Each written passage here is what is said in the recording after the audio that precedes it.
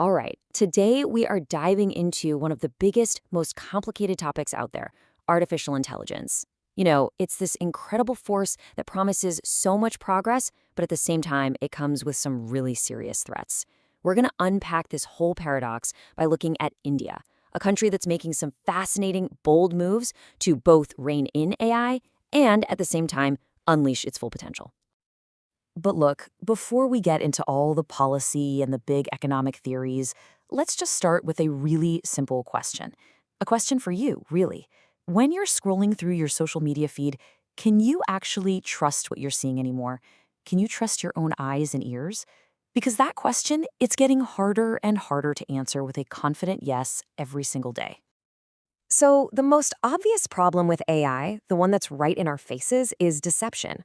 We've all heard the term deepfakes, right? But the Indian government is using a much, much broader term that I think we all need to get familiar with because it really captures the true scale of what we're up against.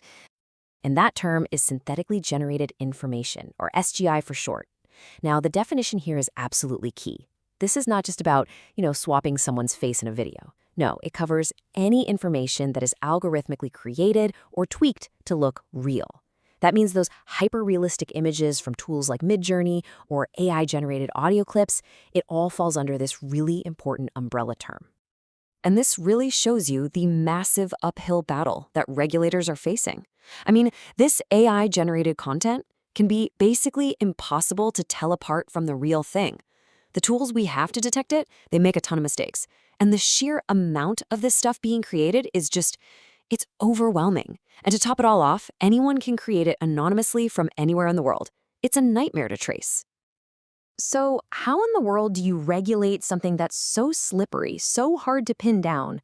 Well, let's take a look at how India is proposing to do exactly that. They're planning some pretty major changes to their IT rules that could honestly have an impact around the globe. Okay, the single biggest change here, the real game changer, is accountability.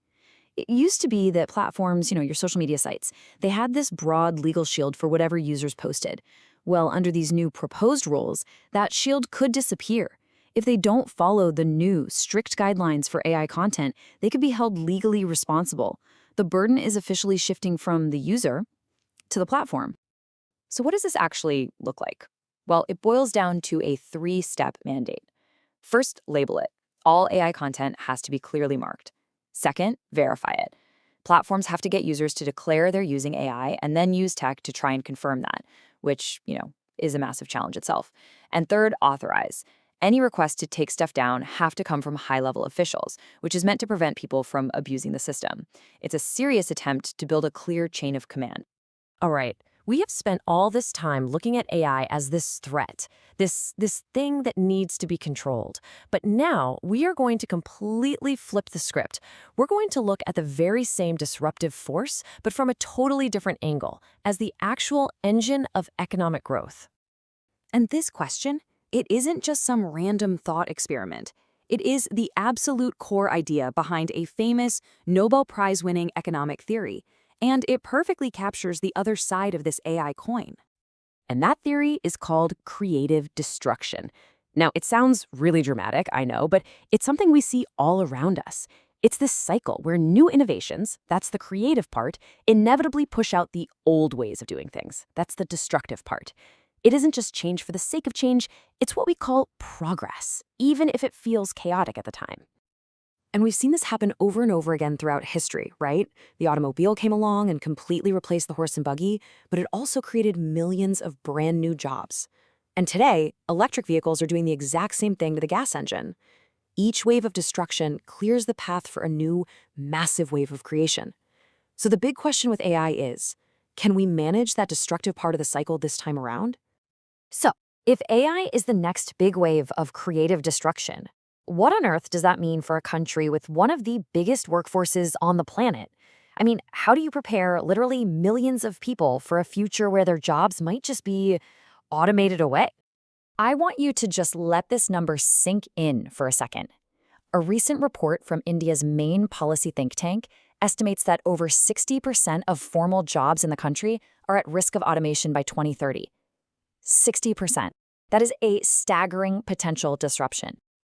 So, India's strategy isn't to try and build a wall to stop this AI wave. No, it's to get ahead of it. The whole idea is to turn this huge challenge into an even bigger opportunity. The goal is to get the workforce ready to build and work with the very tools that are causing all this disruption. And here's their playbook, the National AI Talent Mission. It's a big 4-part strategy.